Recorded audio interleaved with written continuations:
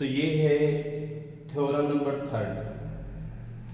If each pair of opposite sides of a quadrilateral is equal then it is a parallelogram।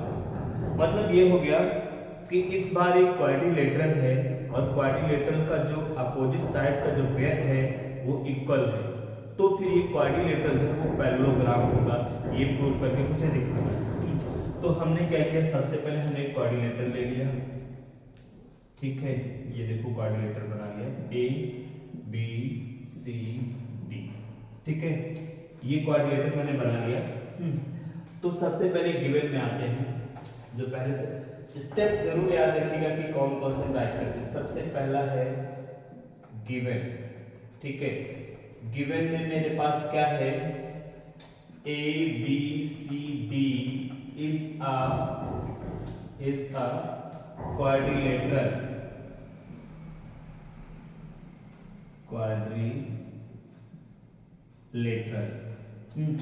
और in विच, इसमें क्या बोला गया है, इन विच इसमें ये बोला गया कि अपोजिट पेयर इक्वल है। मतलब ये हो गया अपोजिट पेयर इक्वल का मतलब A B equal to C D and B C equal to A D. ये मुझे प्रूव कर, सॉरी ये गिवन में। अब आते हैं टू प्रूव की जब बात करते हैं तो उसमें देखो क्या होगा। टू प्रूव में जब हम जाएंगे तो मुझे ये प्रूव करके दिखाना है कि A B C D is a parallelogram. मतलब ये A B C D is a parallelogram. अच्छा, मुझे कैसे पता चलेगा कि पैरेललोग्राम है? तो ऐसे पता चलेगा, और ए बी पैरेलल टू अगर सी डी आता है and B C parallel to A D आता है, अगर ये आ जाता है तो फिर ये क्या होगा, पैरेललोग्राम हो जाएगा। अब आते हैं कंस्ट्रक्शन की बात करते हैं। तो कंस्ट्रक्शन तो मुझे करना पड़ेगा। क्यों करना पड़ेगा? इसलिए करना पड़ेगा क्योंकि जब तक इसको हम, अच्छा ये एक बात और समझेंगे, पैरेललोग्राम का जो प्रॉपर्टी है वो क्या है। पैरेललोग्राम की जो मेन प्रॉपर्टी है वो ये है कि अपोजिट पेयर जो साइड का होता है, ठीक है, opposite pair of sides in parallel. मतलब ए बी और डी सी पैरेलल होना चाहिए और ए डी और बी सी का होना चाहिए पैरेलल। अगर ये पैरेलल आ जाते हैं अपोजिट पेयर तो we can say it is a parallelogram, ठीक है।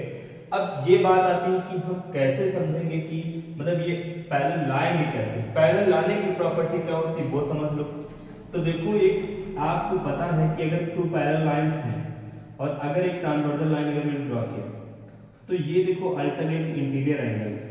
अगर ये अल्टरनेट इंटीरियर एंगल देखो ये पैरेलल होंगी, पैरेलल अगर साइड होंगी तभी अल्टरनेट इंटीरियर इक्वल होंगे, और अगर अल्टरनेट इंटीरियर एंगल इक्वल है तो फिर लाइन क्या होंगी, पैरेलल।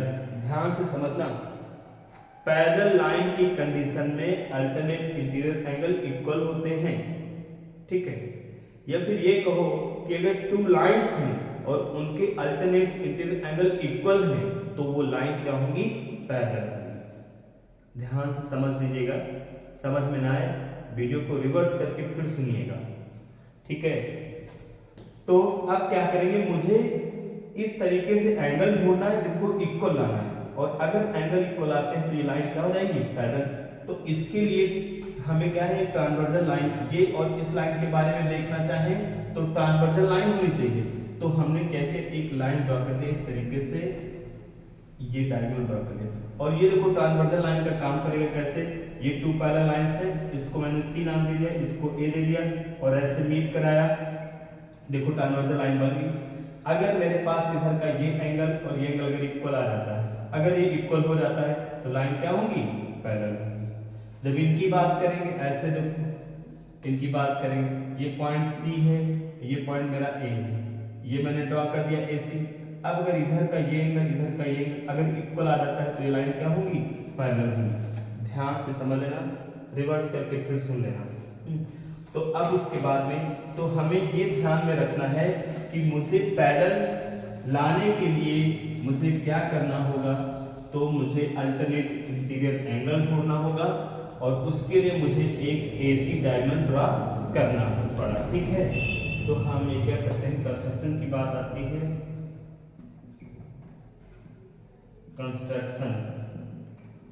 कंस्ट्रक्शन में देखो join A to C, A को C से मैंने ज्वाइन कर दिया, ठीक है। Draw a diagonal AC। अब आइए प्रूफ में आते हैं हम लोग। अच्छा, अब देखो, अब ये एंगल कैसे इक्वल होंगे, अगर ट्रायंगल कॉन्ग्रुएंट हो जाते हैं तो CP से एंगल भी क्या हो जाएंगे, इक्वल हो जाएंगे। इसका मतलब ये हो गया कि मुझे अब इन दोनों ट्रायंगल को कॉन्ग्रुएंट प्रूव करना है। समझ गए मेरी बात, ध्यान से समझिएगा। सिस्टम को पैरेललोग्राम प्रूव करना है, इसलिए ये दोनों लाइन पैरेलल होनी चाहिए और ये पैरेलल होनी चाहिए। तो पैरेलल के लिए हमें अल्टरनेट इंटीरियर एंगल ढूंढना होगा, उसके लिए हमने AC ड्रॉ किया। अल्टरनेट इंटीरियर इक्वल होना चाहिए, इसलिए ये दोनों ट्रायंगल कॉन्ग्रुएंट होना चाहिए। तो अब आइए मानते हैं इन ट्रायंगल ABC में एंड फिर जाइए ABC ट्रायंगल CDA, इस वाले में, इन दोनों में। अब इनमें हम कॉन्ग्रुएंट का क्राइटेरियन जो है उसको ढूंढते हैं, चेक करते हैं क्या है। तो क्वेश्चन में ये गिवन है, देखो गिवन में बोला है AB equal to CD and BC equal to AD। तो अब चलो मैं देखता हूं। तो देखिए ABC में जो AB है वो इक्वल होगा CD के। रीजन क्या लिखेंगे, ये गिवन है, गिवन। उसके बाद में आइए BC, आप देखिए BC किसके इक्वल है, AD के, ठीक है। तो BC इक्वल टू AD, ये भी गिवन है, ऐसा दे रखा है। उसके बाद में आइए AC और CA, देखो दोनों में है, ABC ट्रायंगल में भी AC आता है और CDA में भी AC आता है, तो ये कॉमन हो गया, कॉमन हो गया। अब देखो यहाँ पे दोनों ट्रायंगल की ऑल साइड्स क्या होते हैं, कॉरस्पॉन्डिंग में इक्वल है। इसका मतलब ये हो गया ट्रायंगल ABC कॉन्ग्रुएंट है ट्रायंगल CDA और साइड से। तो कॉन्ग्रुएंट हो गया अगर, तो फिर इसके एंगल भी क्या होंगे, इक्वल होंगे। इसका मतलब angle BAC equal to angle DCA, मतलब जो इधर वाला ये एंगल है इस वाले के क्या होगा, इक्वल होगा, ठीक है। रीजन क्या है, CPCT, ठीक है। Corresponding part of common triangle are equal. Equation मैंने 1 दे दिया, इसको जरूरत पड़ेगी, ठीक है। एंड उसके बाद में देखो BCA, इधर वाला एंगल इसके इक्वल होगा, तो angle BCA equal to angle DAC, ये भी बाय CPCT होगा और एक क्वेश्चन सेकंड होगा। अब देखो इक्वेशन फर्स्ट को अच्छे तरीके से देखो, दोनों एंगल अल्टरनेट में, आप चेक कर लो चाहे, दोनों एंगल क्या है, अल्टरनेट में है। और एंगल अल्टरनेट में होने की वजह से लाइन क्या हो जाएगी, पैरेलल हो जाएगी। तो अब देखो, ठीक है, but from equation first and second, ठीक है, फर्स्ट और सेकेंड में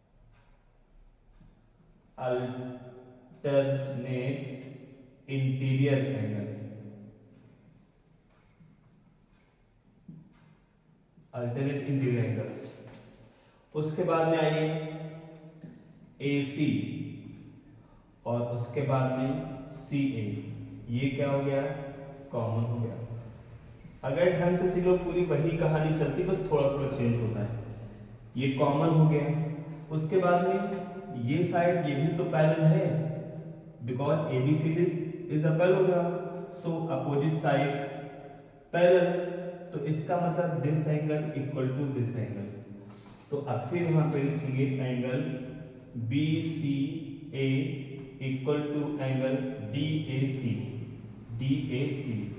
रीजन क्या रहेगा इसमें भी, BC पैरेलल टू AD, इसका मतलब alternate interior angle, alternate interior, interior मैंने शॉर्ट में लिखा है, ठीक है, एंगल्स, ठीक है। तो अल्टरनेट इंटीरियर एंगल्स क्या होते हैं, ठीक इक्वल होते हैं, उस वजह से क्योंकि जो साइड होती है वो पैरेलल होती है, ठीक है। तो अब क्या करेंगे, अब ये क्लियर हो जाता है कि एंगल ABC कॉन्ग्रुएंट है ट्रायंगल CDAK। कैसे, रीजन क्या लिखेंगे, angle side angle, angle side angle. अब जब ये कॉन्ग्रुएंट हो गए तो इसका मतलब ये एंगल जो B है इक्वल किसके होगा, एंगल D के। तो angle B equal to angle D, reason क्या लिखेंगे, बाई CPCT, ठीक है। एक चीज ये प्रूफ हो गई, एंगल जो मुझे लाना था B इक्वल टू D। उसके बाद में फिर बात करते हैं, इनको प्रूव करना है। तो हम ये क्या करेंगे, लिखेंगे similarly, similarly join B to D। ठीक ऐसे ही जैसे अभी मैंने ऐसे किया था, वैसे जब आप इसको ज्वाइन करोगे, ये दोनों ट्रायंगल कॉन्ग्रुएंट हो जाएंगे, तो अपोजिट एंगल भी क्या है, इक्वल हो जाएगा, ठीक है। तो जॉइन B, सॉरी ऐसे लिखो,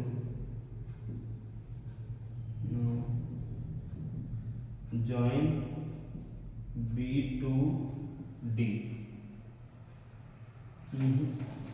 कुछ मत लिखो, सिर्फ लिख दो similarly, similarly angle A equal angle C, ठीक है। तो अब देखो जैसे मैंने इसको किया है वैसे आप क्या करो, B को D से मीट कराओगे, फिर ये दोनों ट्रायंगल कॉन्ग्रुएंट हो जाएंगे। जब कॉन्ग्रुएंट हो जाएंगे तो अपोजिट एंगल क्या हो जाएगा, इक्वल हो जाएगा, ठीक ऐसे ही जैसे इसको मैंने किया है। तो सिमिलरली A एंड C, ठीक ये भी क्या हो गए, इक्वल हो गए, ठीक है। तो यहाँ से क्लियर हो जाता है कि अपोजिट एंगल्स जो होते हैं वो क्या होते हैं, इक्वल होते हैं। यही मुझे प्रूव करके लाना था। देखो ये हो गया, दिस एंड दिस। तो थ्योरम 4 तक आप लोगों ने सीख लिया। जितने अच्छे ढंग से ये थ्योरम आपको क्लियर होंगी, क्वेश्चन आप उतने ही अच्छे ढंग से कर पाओगे। मैं आपको बता दूं, देखिए ठीक वैसे ही देखो, ये जब आप कोई क्वेश्चन देखते हो, कई बार आपके सामने ऐसा होता है क्वेश्चन आप देखते हैं और क्वेश्चन देखते हो, रीड करते हो, पर आप समझ नहीं पाते हो कि मैं क्या करूं। लेकिन कुछ लोग ऐसे होते हैं जो क्वेश्चन को देखते हैं और वो तुरंत समझ जाते हैं क्या करना है। फर्क कितना होता है कि जिन लोगों को ये थ्योरम्स रूल्स क्लियर होते हैं, मतलब उनके ब्रेन में ये फीड हो जाते हैं, और जिनके ब्रेन में वो फीड हो जाते हैं, आंखें जैसे उसको देखती हैं तो वो ब्रेन उसी थ्योरम्स को रिलीज करता है जो आंखें देखती हैं, और उसी से वो मैच करके और उस व्यक्ति को पता चल जाता है, उस बच्चे को पता चल जाता है कि मुझे इसमें क्या करना है। और जिसके ब्रेन में ये थ्योरम फीड नहीं है, अच्छे से प्रैक्टिस नहीं किया है, आपको पता नहीं है, आप क्वेश्चन देखते जाओगे और आप समझ नहीं पाओगे क्या है। ठीक वैसे जैसे मैं आपको बता दूं, आपके रिलेटिव, आपके जानने वाले बहुत से लोग होंगे, जिस रिलेटिव को आपने देखा है एक बार, या घर वालों ने बताया कि ये जो है रिलेशन में ये हैं, मामा जी हैं, फूफा जी हैं, ठीक, अंकल हैं, जो भी है, उनको आपने एक बार देखा और फिर उनको आपको बताया गया कि वो कौन है, और ये बात आपका ब्रेन वो सेट कर लेता है, फील हो जाता है। अगली बार जब भी आपको वो दिखेंगे, जब भी दिखेंगे, तो आपका ब्रेन तुरंत पहचान जाएगा, वो बता देगा कि इनको क्या बोलना है, क्योंकि उस टाइम जो आपको सिखाया गया था वो ब्रेन बता देगा कि इनको ये बोलना है, और ये वहाँ रहते हैं, और ये रिलेशन में ये आपके लगते हैं। ठीक वैसे ही क्वेश्चन होते हैं, जैसे हम एक मतलब जनरल लाइफ में चीज़ों को हम याद रखते हैं कि चीज़ें होती। अच्छा, दूसरी चीज़ ये भी है, ये भी मैं आपको बता दूँ, किसी पर्सन से आपने क्या किया, एक बार मिले, फिर 4-5 साल उसको नहीं मिले, ना देखे, ना बात किया, कुछ भी नहीं, फिर वो जब कभी सामने पड़ेगा तो आपको ये तो हो सकता है याद है कि हाँ कहीं देखा है, कहीं जानते हैं, बट कौन है, कहाँ देखा, ये ध्यान नहीं आता है कभी कभी। और जो व्यक्ति आपको रेगुलर मिले, रोज जिससे मिलते हो, चाहे कोई फ्रेंड हो या कोई मोहल्ले का पर्सन हो या कोई रिलेटिव या कोई घर का हो, जिसको आप रोज मिलते हो, वो 100 लोगों की भीड़ में भी अगर उसका कंधा भी आपको दिख जाता है इधर से इधर से, ठीक है, कुछ भी दिख जाएगा ना, तो आप दूर से पहचान जाओगे कि ये कौन है। ठीक ऐसे ही जिन क्वेश्चन की थ्योरम्स, रूल्स को जितना ज़्यादा प्रैक्टिस करोगे, कहीं भी क्वेश्चन लिखा होगा, आप उतनी ही जल्दी उसको समझ जाओगे कि मुझे इसमें क्या करना है। ठीक है, तो आज के लिए बस इतना, अगली क्लास में मिलते हैं, तब इसके आगे की जो थ्योरम है वो हम क्लियर कराएंगे, लेकिन ये क्लियर होंगी तभी आगे की और अच्छे से समझ में आएंगी। चलिए।